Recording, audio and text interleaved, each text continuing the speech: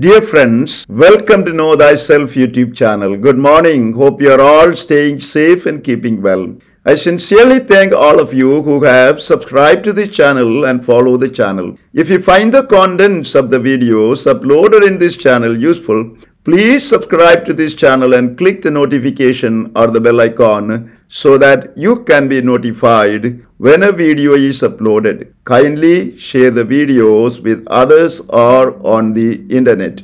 In the last episode of Know Your Mind segment, we clarified the relation between stereotyping and unconscious and conscious biases. In the next few episodes, we state and clarify some common unconscious and conscious biases and how we can prevent them unduly influencing our thought processes and decision making and lessen their impacts in our daily life and actions. In this episode, we speak about three common unconscious biases, namely affinity or similarity bias, ageism bias, and attribution bias, and how we can prevent their influence on us. First, affinity or similarity bias. Affinity bias occurs when you unconsciously prefer someone because they remind you of yourself. Here, you favor and feel comfortable with people who are like you. You gravitate towards these people because they share similar experiences, characteristics, values, backgrounds, and interests.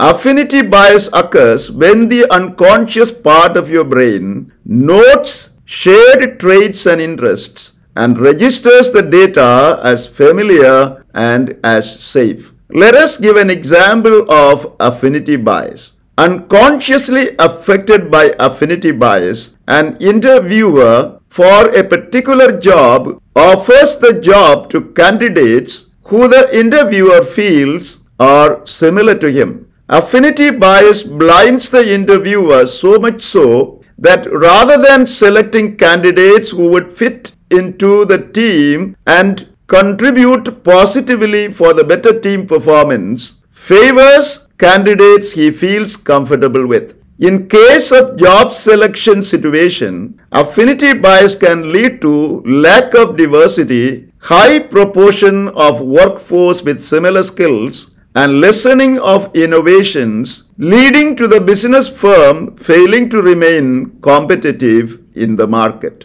Though affinity bias cannot be completely avoided, you can minimize and reduce its impact on yourself. Firstly, if you take note of the similarity you have with the candidates you interview, while not forgetting your differences with them and how these differences could add to achieving your company's aims and goals in hiring. Secondly, creation of a diverse hiring panel that would embody company's values and align with its mission that can assess candidates fairly in the light of company's goals rather than the hiring panel's whims and fancies. Being aware of affinity or similarity bias and taking the above said precautionary measures can lessen its impact on your thought processes and decision making. Second, ageism bias. Ageism bias refers to a bias towards people because of and based on their age. It consists in stereotyping and discriminating against people who belong to the older age group. Ageism bias makes you to view the older generation as being unfit for accomplishing certain tasks. Though ageism bias is found in every sphere of human life, it is most commonly associated with older workers in the workforce of a business firm or company, wherein the younger workers are preferred and treated favorably while the older workers are discriminated against in some specific sectors such as the information technology. A concrete example of ageism bias would be an older worker with more experience and seniority is passed over for a promotion and the position being given to a younger worker with less experience and seniority just because the worker is older, totally ignoring their experience and qualifications. Discriminating against people based on age can lead the company to lose out on valuable knowledge and experience the older workers bring. Besides, it can also cause serious legal consequences if the discriminated person decides to file a job discrimination lawsuit. You can prevent ageism bias, or at least its impact on you can be minimized. Firstly, if you are willing to combat age-related stereotyping and not making any assumptions based on age. For example, you must not automatically assume that older workers do not know how to use technology or not open to learning new technical skills. Engaging with the older generation in the workplace and providing equal opportunities for them to learn new technologies and skills can help preventing or minimizing ageism bias. Secondly, likewise, fostering cross-generational collaboration in the workplace, that is, creating two-way membership programs wherein a senior member is paired with a newly hired in accomplishing a specific project. This type of collaboration and communication between people of different age groups would facilitate the breaking down of misconceptions about age.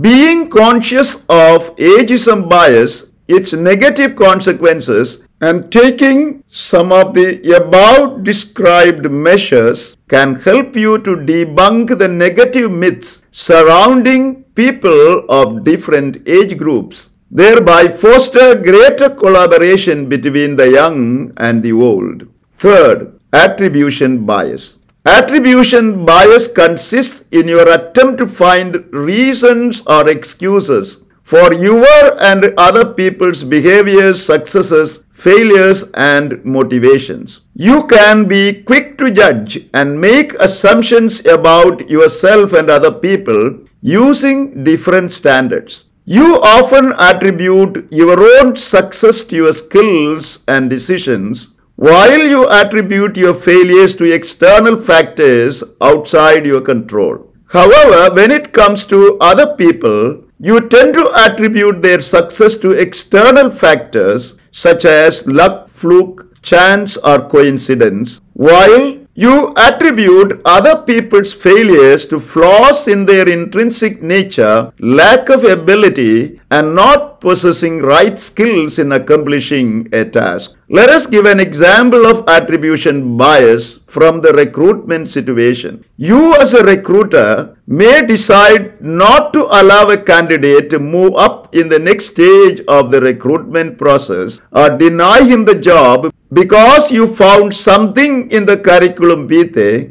or a particular behavior of the candidate during the interview. In this case, you, influenced by the attribution bias towards this candidate, tend to focus on his weakness, fail to recognize his strengths, and minimize his success. By caught up in attribution bias, you would not only deny the job to a deserving candidate, but also fail to accomplish the mission and goal of your business firm or company. You can avoid attribution bias about people, firstly, by asking questions to clarify your reservations about them to find out what has happened instead of attributing reasons and motivations for others' actions and making assumptions about them. For instance, as a recruiter, instead of getting caught up in attribution bias regarding the candidates, you must ask yourself if you are focusing on candidates' weaknesses and failures or on their strengths, whether you are giving the candidates the best possible chance to shine.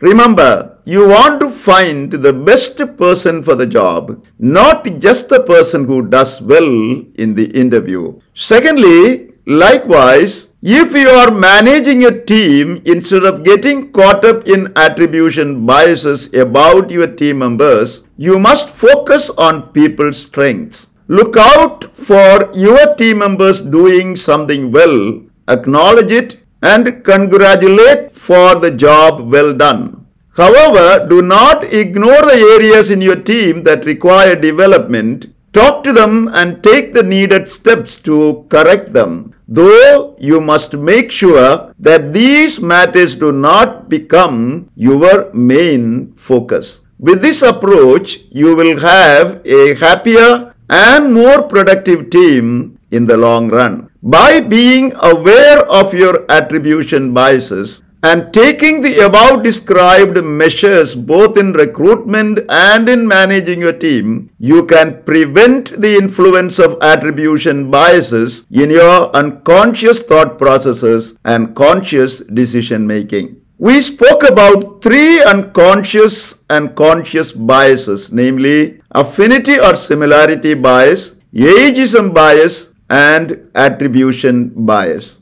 We need to take time to reflect and become aware if any of these biases are operative in any sphere of our life and affect our thought processes and decision making. The greater is our awareness of these biases, the greater can we prevent their influence on our everyday living, thereby make life better for ourselves and others. We will continue our analysis of preventing the impact of unconscious and conscious biases by elaborating on a few other common biases in the next episode. Thank you for watching this video. Stay blessed until we see you again with another video.